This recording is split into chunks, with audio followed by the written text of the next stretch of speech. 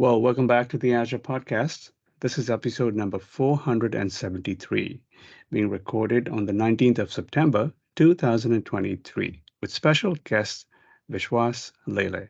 I'm Sujit, and on Teams with me, we have Kendall, and of course, our special guest Vishwas, who we've had before on the show. And he just reminded me it was 4 years ago, and we're very happy to have him back to talk about all the latest things that he's been on. But before we get to Vishwas, let's just cover some of the news. And Kendall, I know you have one that you'd be very excited to talk about. Yeah. So it's not necessarily Azure specific, but it impacts Azure users because if you're running on Kubernetes or you're using container apps, you'd probably come into contact with the distributed application runtime at some point, or Dapper. It's an open source project. Microsoft's been heavily invested in it since really like 2019, 2020. And ultimately it's been a CNCF project. It went from incubating, it's gone through the different stages, and they just put out a proposal for graduation, which is really, really exciting because it just talks to the fortitude of the project, the way that it's grown and continued to persist over time. And so you'll just see a lot of stability like that kind of, when something goes to graduating from a CNCF perspective, it's really reached a level of maturity that I feel like a lot of organizations, desire for, especially in the open source ecosystem, when you want to know that the project is in it for the long run. So anyway, that's pretty exciting and something that hopefully will have a positive impact on Dapper usage on things like AKS and container apps and ultimately other cloud providers and other places. So yeah. And CNCF, I mean, Kubernetes is also obviously the main character there, right, in CNCF. So those are the kind of pieces of software that are part of the CNCF. Obviously, we all come to love Kubernetes by now, and happy to see that love being shared for Dapper as well. For sure, definitely. Okay, so I got a few updates that I'll try and cover real quick over here. One is the JavaScript SDK for Cosmos DB version 4. There's a few nice updates here. One is client-side diagnostics is really convenient to set up and configure now. There's a whole bunch of features there. Hierarchical partitioning can be set up through the SDK. But my favorite is the change feed updates that have come out.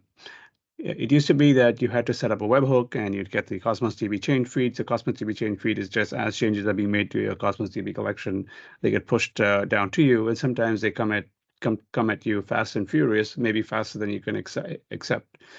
So now there's a new pull model that's available as part of the JavaScript SDK, so you can kind of go back and pull those updates at your own pace. I think that's an important feature for app developers.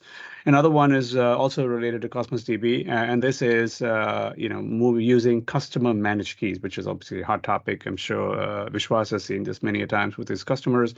They all want to use their own encryption keys. It used to be that if you had the system managed keys in Cosmos DB and you wanted to switch to customer manage, you'd have to create a whole brand new account and do a messy migration. Now you can do kind of in place update. You can just say, I need to change my keys to my own keys. So that's a new feature that's available. Then Azure App Service, if you use App Service, which a lot of us do with the Linux OS, and you want to be able to mount a file system, right? It's quite common in Linux where you mount a file system with the blob storage, for example, to get access to some of your files. It used to be that setting up that in the credentials for that, you'd have to put it in the environment variables. It's not as secure as you'd really like. Now you can kind of configure a key vault to get them. So that's the best way to do it, right? So that's a new update. And then Azure load testing. Of course, the JMeter load testing feature, which has really become very popular. But if you've got a load testing set up, you want to be able to do that regularly as part of your CI/CD pipeline. And now with a single push button, you can push that to your CI/CD of your choice, right? It would be Azure DevOps or GitHub Actions. It can configure that automatically from inside the portal itself, so that you can very easily make that entire JMeter setup now part of your regular CI/CD rhythm. Every time you push an update, it'll test everything for you.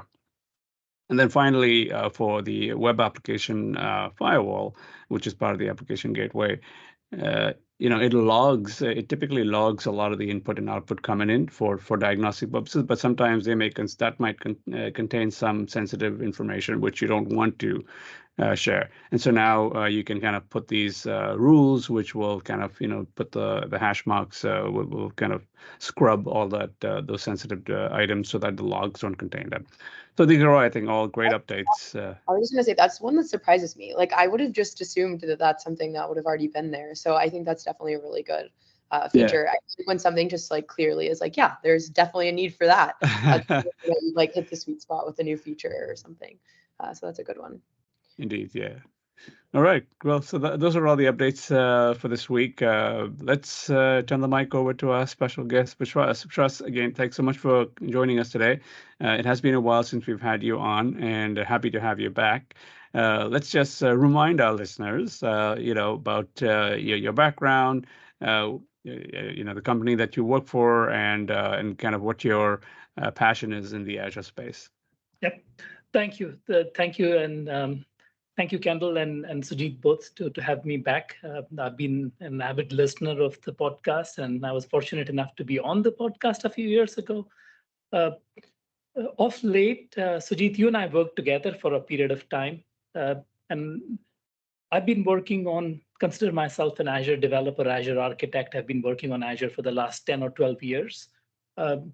My day job is I'm CTO for a company called Applied Information Sciences, where we focus on 100% Microsoft things. So we do all the things from setting up your cloud infrastructure to app modernization to data, and of late, taking advantage of the fantastic innovation that is coming out with Azure Open AI and Open AI. So maybe we'll get to that later.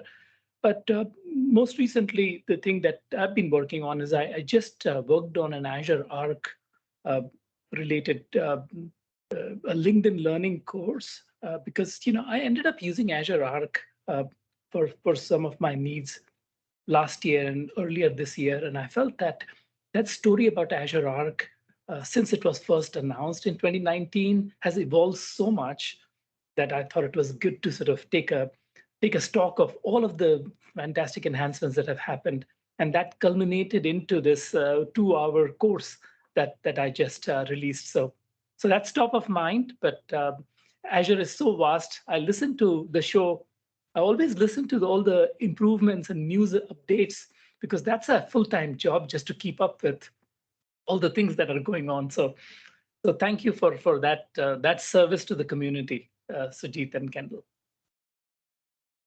Yeah, no, that's thank you so much for those kind words. You talk about Azure Arc, and and you're quite right. That's it's when it first came out, it was this mysterious thing, I remember, and it took me a whole lot of time to just wrap my head around what exactly is this. Yes. It's in Azure, but it's not really in Azure. It's like really, so maybe if you were to start your LinkedIn course, like how would you describe Azure Arc? What's the elevator pitch over there? Sure. In fact, if you don't mind, I'll just go back to the story from Ignite of 2019. I'm actually excited about Ignite this year because it's going to be the in-person first conference after a long time. But going back to 2019 Ignite, when Azure Arc was announced, and like you, sat in one of the sessions in the keynote, and as most developers do, you find something interesting in keynote or one of the sessions, and you have to go back to your hotel room and try it out. So I remember going to the Google Cloud, setting up a virtual machine, installing an Azure Arc agent in the Google virtual machine, and then making that Google virtual machine essentially appear in Azure portal as another virtual machine, right? And that was amazing. And I tweeted or wrote a blog post about that, right? So the whole idea is that we have come to love ARM, Azure Resource Manager, as the fundamental technology that spans across everything that is in Azure.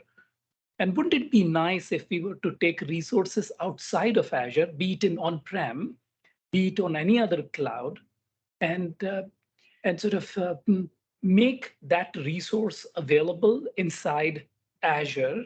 And as you can imagine, if you follow Azure, if you follow ARM closely, once you do that, now that resource, wherever it may be, is now part of your resource graph. You can do anything you want to do related to, you want to do tagging, you want to do inventory management.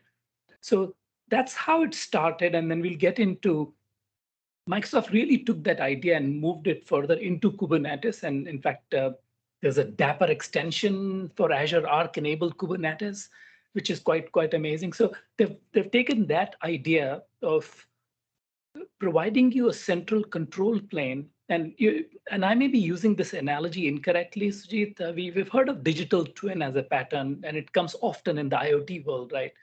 I almost think of digital twin as I may have a machine, on-prem machine. Now I want to manage it as a resource. So just the projection of that image of that machine. So just enough metadata about that machine is stored in a resource group. And now I can apply any RBAC policies, tagging, Azure policy, what have you. So that's really the idea. To summarize, it's an Azure service. And by the way, it's a free service. So if you want to bring a machine into Azure, it's not costing you much. Of course, if you bring the data into Sentinel and if you start using Defender, of course, you have to pay for those services. But just the mere act of enabling an outside resource to appear inside the Azure portal, that's a free capability. And what is interesting is there is no equivalent to that in other clouds. If you look at what Google is doing with Google Anthos, right? That's really a Kubernetes orchestration or Kubernetes control point. Even other clouds, if you look at it, it's more sort of a hardware play. This is, in my mind, one service that gives you a multi-cloud management story without assuming that it is Kubernetes or virtual machine. Hopefully that paints a picture of what Azure Arc does. I think, yeah, that was well said. I mean, and you mentioned one of the needs for that is to have an inventory, right? Like your global inventory of all your assets, your digital assets. But I'm guessing that's not and you said it started that way, but yes, eventually it kind of blew up into other things. I'm just curious, where you see that going. And I know, Kendall, I believe you may also have some questions, so please go when you want to. Yeah, no, I think that's a good question. Like, I would be curious. I agree with Sujit's kind of train of thought there, where it's like, okay, it started as kind of, creating this unified control plane, but now, what are some of the maybe recent expansions that we can kind of click in on to say, hey, like I can obviously manage a virtual machine, I can manage a Kubernetes cluster, but if I understand, I think in the past couple of years, there's a lot that you can do and push down both you can onboard things to Azure Arc, but also basically push things down from Azure Arc. So kind of curious to hear about that kind of bidirectional like evolution that's happened in the product. So I frankly feel like I don't even know some of the most recent innovations because it's been moving so fast. Yeah. Sorry to interrupt you, Kendall, but yeah, absolutely. In my mind, there are 3 levels of evolution, and this is not a product team's view. This is just my view. So even when we talk about, Sujit, just making a virtual machine from outside available in Azure, there's a lot of sophistication that has gone in beyond what was there initially in 2019. So before I move into innovation of second level or a third level innovation, it might be helpful to just stay with the virtual machine innovation. So first of all, it covers Windows machines, it covers Linux machines, right? It also covers, so let's say you are a customer of Azure VMware solution, right? And that's a very popular service, growing quite rapidly. You might have as most customers do, a big footprint of VMware machines. And if they want to, in a full fidelity manner, move those machines into Azure, Azure VMware is a great solution because they can continue to use the native VMware tooling to do that. And what is really interesting about Azure VMware solution is once you provision it, they provision all of the clusters and they also provision an express route for you. So now you're connected to your resource groups and now you can take advantage of PaaS services and things like that, right? But so imagine you've done that, right? You want to take those virtual machines that you're creating on a VMware server, make them appear as Azure virtual machines. So you want to treat virtual machines wherever they may be, including on the Azure VMware solution in one unified lens. So that's one. let's just talk about from that point on. There has been a lot of innovation in terms of how do you deploy this using group policy? I may have an organization which has thousands of machines. What if I want to do this through Ansible? And every cloud there is some variation about the cloud. So if you want to bring the Google machines, what are the environments supported? And in terms of services, think about this. So once you have your machine up in Azure, you can take advantage of an inventory we talked about. We talked about trying to take advantage of Azure Monitor for virtual machines. You want to keep track of the performance of these machines. So there are a number of capabilities there that you can take advantage. You want to manage the performance of these machines. So I think of that as innovation number one, where you really enable and unlock scenarios for managing machines. And of course, I didn't even talk about compliance, right? I want to get a compliance report across all of the data centers, across all the clouds in Azure. I want to get a compliance report because that is needed for my SOC compliance that is coming up. And I can go and generate a report. So that's one level of innovation. Let's just step up and talk about the second level of innovation, which is now that I can manage virtual machines. And by the way, the whole technology works on the basis of you go into the virtual machine and you install an agent. And that agent has things like the metadata service. It has some inventory control components to it. And that is sending the data back to Azure, and that's how you're seeing all of that information, right? So now let's progress to innovation number two, which is now, hey, can we now manage a Kubernetes cluster?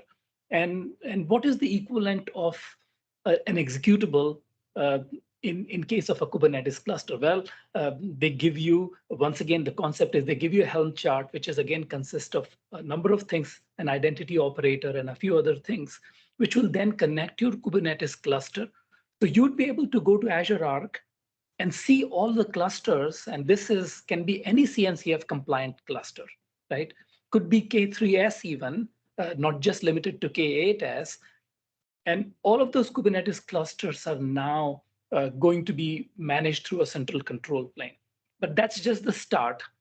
Let's just talk about, there are some other interesting innovations that are happening there, which is, let's say you wanted to, and this is a common problem, Sujit, we have talked about this, right? I have a multi-cluster environment, and it starts out with developers managing that cluster, but that does not last too long.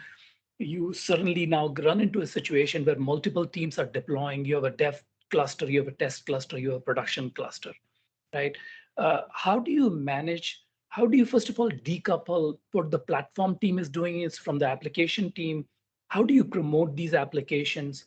So obviously, a lot of people are using GitOps and the Flux operator for doing that.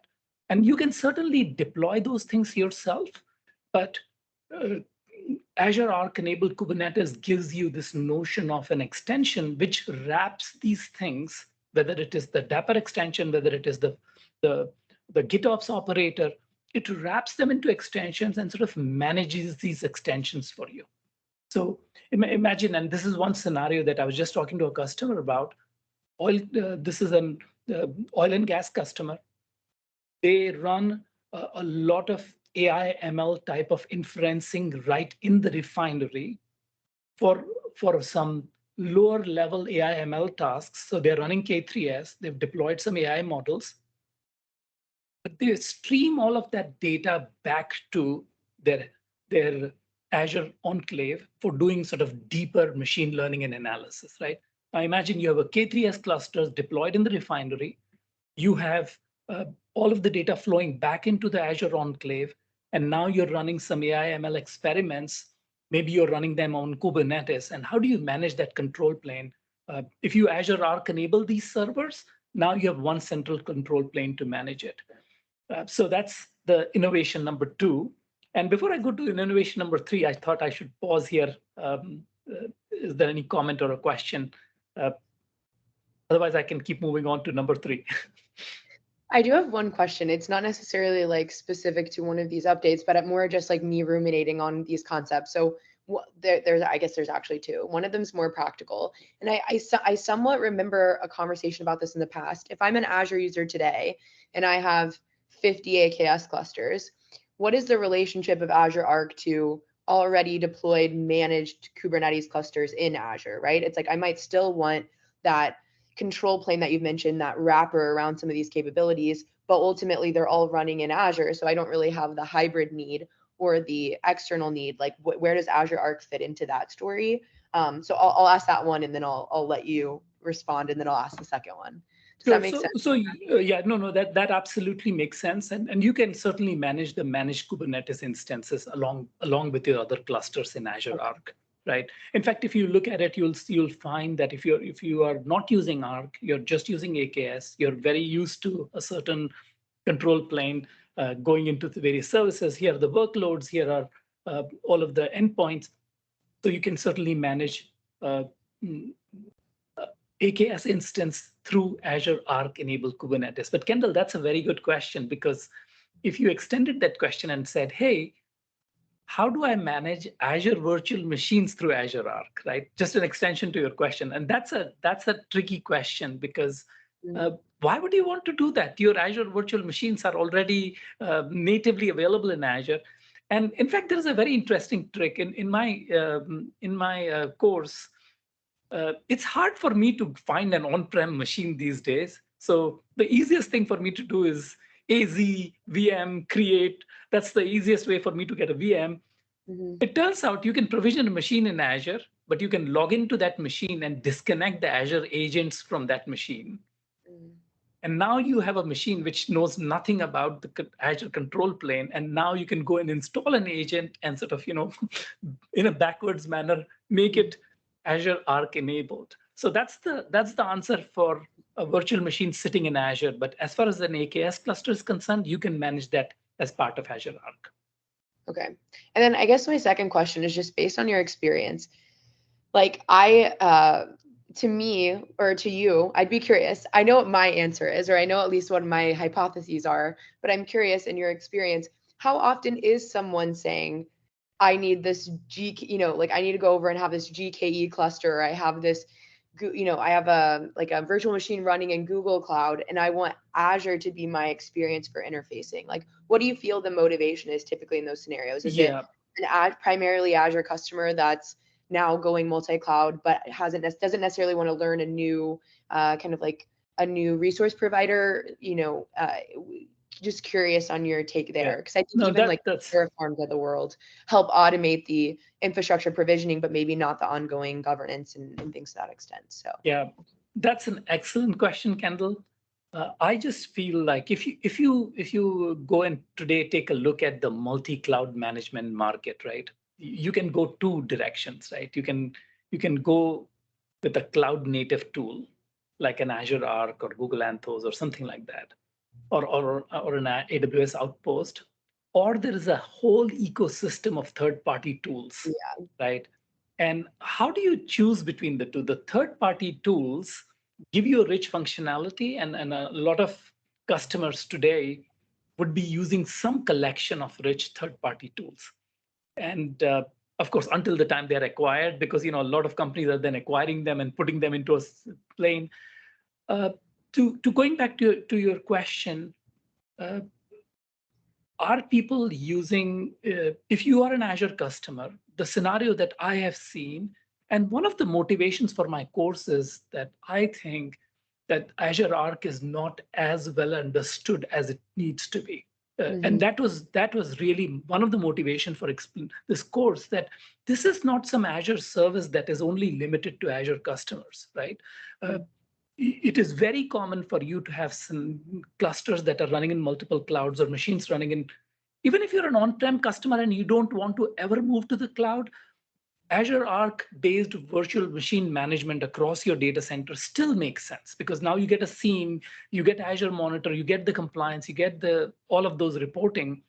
So part of my motivation creating this course was, it's really not an Azure customer play. It's really this service. And for some reason, this message has not come out that well yet, at least in my So to answer your question in two parts, my experience has been customers who are Azure customers, and we see that a lot of multi-cloud customers, Kendall, and are primary, secondary. So they have a primary cloud, but then by virtue of acquisition or partnership, they've acquired another cloud or a third cloud, which may be doing some secondary workloads, right?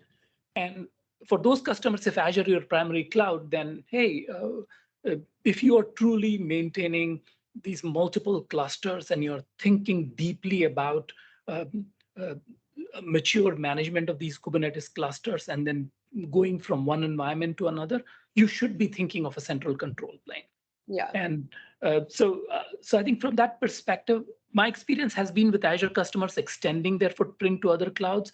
But I think that this part of the story is not well understood because people see this as just another Azure service. Yep. Right. Oh, I think it's a good point. I think that's a really good point. I think the challenge with having this overarching brand of Azure is that everything kind of feels like it has to be collectively used. And like, if you're bought in on Azure, okay, then maybe it makes sense to make Azure, maybe it makes sense to explore Azure Arc. But ultimately, it sounds like this is just happens to be a multi-cloud kind of consistent control plane that falls under the Azure umbrella, but doesn't necessarily mean that, hey, this is really an add-on to other Azure services necessarily. So yeah, I think that's a good delineation to draw, because I would make that assumption that it's like, this is 100% for people who like Azure and it's their primary cloud provider. So yeah, that's a good point. That I talked to a Gartner analyst who shall remain unnamed about the same thing, that they did not, if almost like if Azure Arc was an independent service by itself, people would look at it differently. Yeah, right? 100%. Versus, hey, this is just another service like Azure SQL database or something like that. So yeah. I hope that was, I can say 50% of my motivation creating this course was just explaining to people that multi-cloud management is real, no question about that. And even there are excellent third-party tools that do that, but are they keeping up with the latest innovations, right? Are they, you mentioned Dapper going to the next level of maturity in CNCF. Are they taking the time to wrap that Dapper extension as a first-class Azure Arc construct, where you can go and come in and say, hey, deploy to all my clusters, and this is the RBAC control I want, right? These are the people who should be able to control that. Which third party is going to do that to keep up with this kind of innovation that is on Azure? So that's sort of the second level of innovation.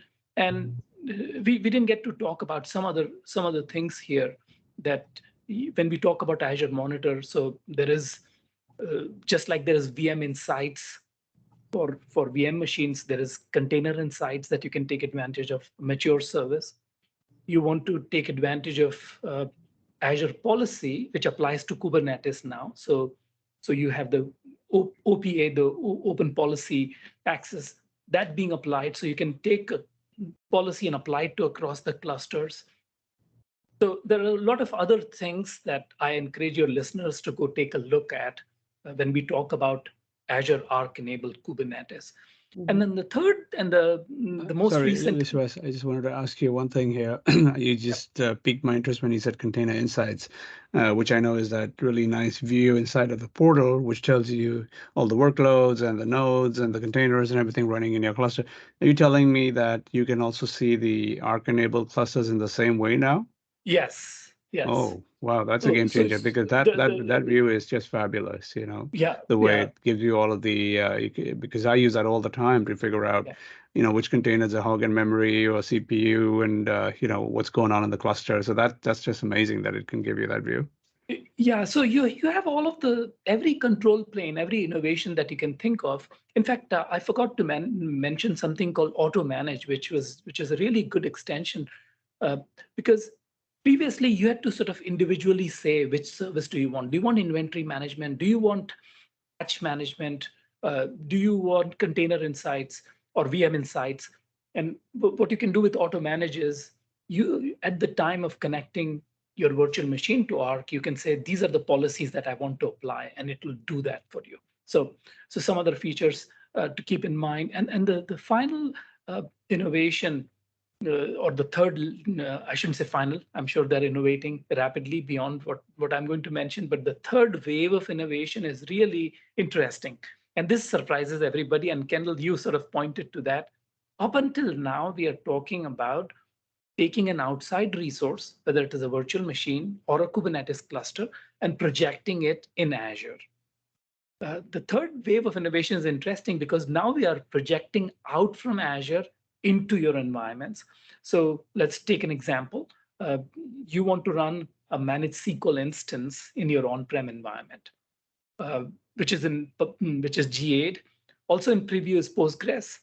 So imagine that for some reason you are running this workload in an on-prem environment for some security or compliance reasons. You need to run that workload in an on-prem setup because that's more cost effective, what have you.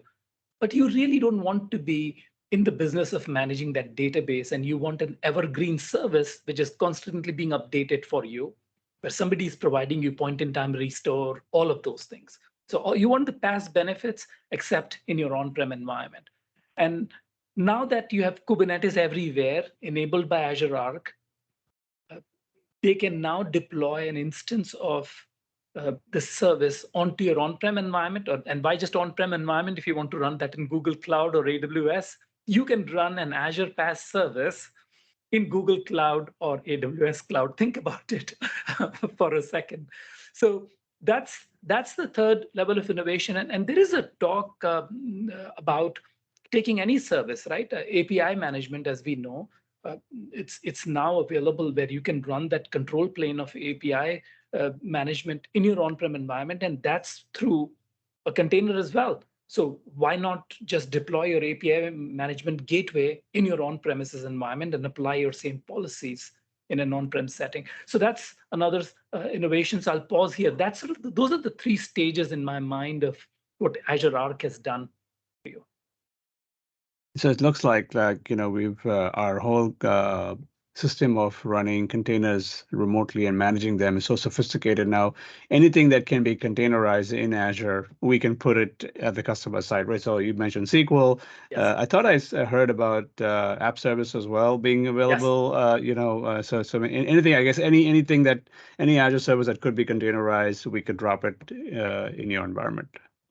That's right. Logic apps, certainly. Logic apps is, that's a very important scenario for customers. They want to do that kind of transformation, but the input data source is only available as a private endpoint in my data center. Can I get logic apps to run in that? So a lot of flexibility in terms of what you can do today.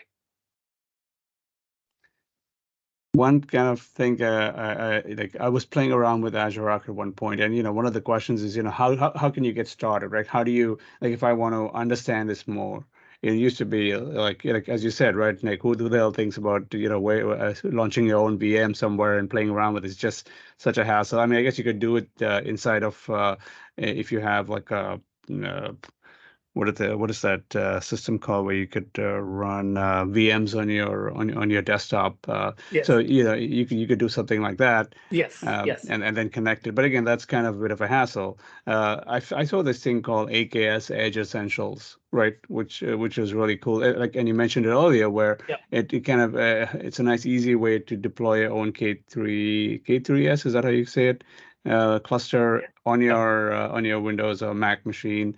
Locally, right. And then connect that back into Azure Arc, right? That's and so now you can kind of play around with this on your laptop without too much of a fuss.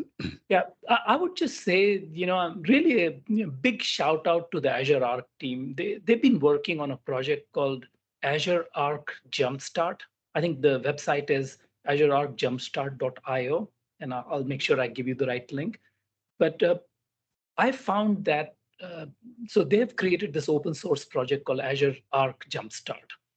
And what they've done is, for every scenario that I talked about, you want to put a virtual machine in Google Cloud and enable through Arc. There are a few things that you have to think about, right? What OS versions can you select? Which version of agent do you want to deploy? There are some details that you need to get right. Otherwise, you end up spending easily a day or two to just connect that machine. What they have done is they've thought through 30 or 40 scenarios and counting, and provided detailed automated steps, scripts, and instructions for all of those scenarios. So that's a great service, and I wish more teams did that, because that's really an on-ramp to a service like this, right? And they didn't do this just for VMs; they also did it for Kubernetes, right? So they have a recipe for all the public cloud providers. How do you go about connecting that to Azure Arc? And I literally, for some of my demos in my course, I did not have certain scenario like I wanted to install uh, Azure SQL database instance to the Google Cloud, for example. There were some things that I needed to know about the Google Kubernetes cluster in terms of what settings do I need to choose. And I literally got a copy of their repo and used those scripts. So I can't thank them enough. And I think anybody who's starting with that would find that project helpful as well. I was also just going to add one thing, because it seems timely. When I was doing like a little bit of like the pre-research, I had pulled this up, but ultimately it sounds like too, one of the things that like Azure Arc's being used for now is essentially like end of life, being able to get like extended security updates enabled on VMs that are reaching end of life on premises. So I think that's interesting. And it sounds like, a lot of the end of life for like Windows Server, I think 2012, SQL Server 2012, things like this are coming in October. And it sounds like, it's an aptly timed podcast, because it sounds like you could still potentially onboard those to Azure Arc in order to be able to apply the ESUs whenever the end of life comes, and it gives you more time for that migration process if you're in that. So anyway, I just thought that was interesting, because once again, we've talked about kind of bringing those VMs into Azure. We've talked about pushing things down, but there's also obviously some additional benefits to Arc as that control plane, which would allow you to push things like security updates and other potential benefits. So I just think I didn't realize that was something you could do via Azure Arc, but yeah, I just thought maybe I would call that out, since that's something that I think was announced this summer and is becoming timely. So if anyone's listening to this and needs that quick bit, hopefully that's helpful. That's a great tip, and Kendall, I was not aware of that. I was aware that you could extend the end of life by moving your virtual machine to Azure, but what you just talked about is a very important development that I was not aware of. So thank you for that. Yeah, of course. And then one of you, I think, Vishwas, you may have, but mentioned it earlier, and Kendall, you may have some insights in this about, I heard Dapper being mentioned in relation to Azure Arc. Can somebody explain to me what the relationship is over there?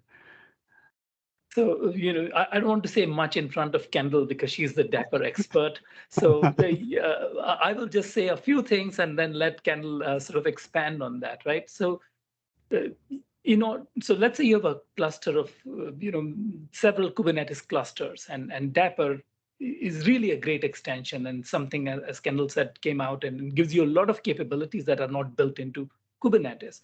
And now you wanted to Dapper enable your clusters across your entire footprint.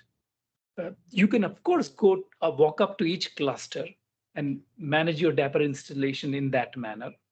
Or you could come to the Azure Arc control plane, look at the list of extensions, and extensions are nothing but Helm chart wrapped as ARM resources, right? So you can apply RBAC.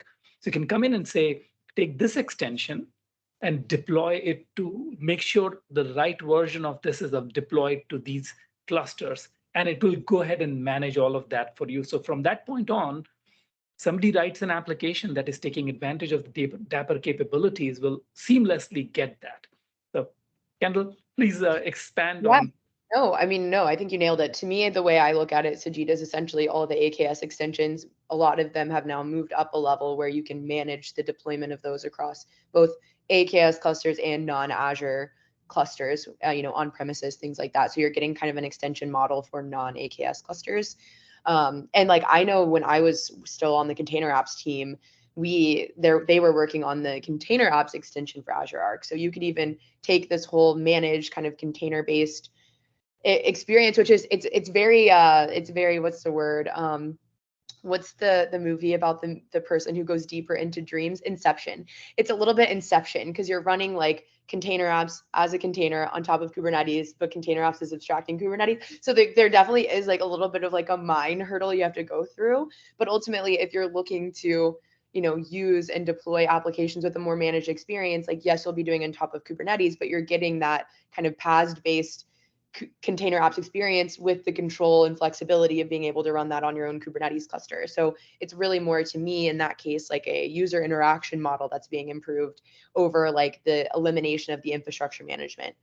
So yeah, but even for me, I was like, whoa, this is like a lot of inception running these things on top of Kubernetes. But I think the unification and unlocking of a lot of the Microsoft managed services, and even like I think Azure Arc is such a good depiction of what's happening in the broader like tech community, which is things like Terraform, like creating unifying experience across things that otherwise would not have parity. And I think that's what we're trying to do with Azure as well, is try to create a unification story for our managed services that's unlocked from some of the traditional infrastructure or plan-based things you'd be locked into. So it's like, I think this is very telling of Microsoft being proactive in terms of how the tech space in general is dynamically evolving. So yeah, I think it's great to hear all of these innovations that have happened with Azure Arc. It's really exciting stuff, and I'm interested to see how that continues to grow. I definitely learned a lot around positioning from you as well, because I think you're right. If it didn't have the name Azure Arc, I think this product could be viewed very differently. But I think it's typically lumped in, so I think that's a really good call out. That's great, Vishwas. Thank you so much for sharing all that. So, what else have you been working on besides Azure Arc? I know from reading your blog, you're always kind of noodling in different areas and working on different kind of projects. Anything else that comes to mind? Yes, thank you. Like everybody else, I'm just amazed by the disruption that OpenAI and then Azure OpenAI is causing. So we were fortunate enough to get into the private preview very early, and then we started playing with it, Sujit and Kendall, and we realized that there was one use case that we wanted to put more energy in. So we started building, and this is like running a startup within a company, but small team of 10 or 12 people. We started back in March or April. We started building a co-pilot for proposal developers. So as you know, there's something called FAR, which is for the US audience will understand, Federal Acquisition Regulation, which is a big body of work. So if you want to do any work for the US federal government, you have to sort of comply to that. And you have to respond to these large documents, which are 20, 30, 40 pages, or even 100 pages long. And the idea is that this is not a cheating as a service where you're using some ChatGPT generated eloquent text that has nothing to do with your company, right? So what we've tried to build is, if you tell us, if you give us your past responses that you have done, what we can do is we can try to extract some meaningful information from that, limit our response to based on what you have done, and can we generate an early draft? And that's why it's a co-pilot, not a pilot or an autopilot. Can we just give you a 20, 30 page response quickly so that you spend more time polishing and innovating rather than sort of knowing where did we work again, where did we do this work, and what did we write about this? All of that is done through this co-pilot for proposal writers, essentially. And that's been a very interesting journey in itself. So it's been maybe 4 or 5 months in the making. And what we decided to do was build the MVP first. And before we move forward with it, said, okay, let's just take it to 10 or 12 customers and sort of pilot it and sort of get some feedback from them.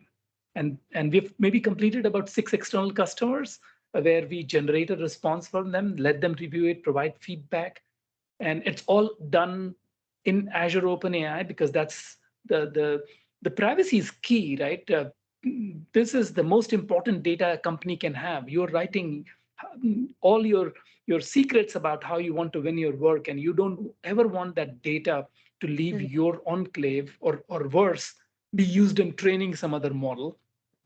So Azure Arc, by virtue of, hey, I'm locking down an instance of GPT-4 within this virtual network. And Sujit, what I found interesting was, as I started playing with this, all of the things that we have spent last decade, sort of all of the constructs of Azure, whether it is blob storage, VNet, and making sure the data is not leaving, ARM templates, Terraform templates, just to create a landing zone. All of those things are easy. So I think this is such a shot in arm for Azure developers to now take advantage of disruptive capabilities like GPT-4 and beyond. So that's what I've been working on, and a lot of learning in terms of as good as these models are, there's still some things lacking, hallucination and whatnot. And how do you deal with that? Maybe that will be a topic for another discussion at some other point. Absolutely. We'd love to have you back to dive on into that work, because at the end of the day, this is the topic that our listeners, I know, are very interested in. We've had a couple of discussions on OpenAI already, and they were very popular. So we'd love to have you back. Thank you. All right. Thanks again for everything. Yeah, thanks for your time today. Really appreciate it. Thank you for having me.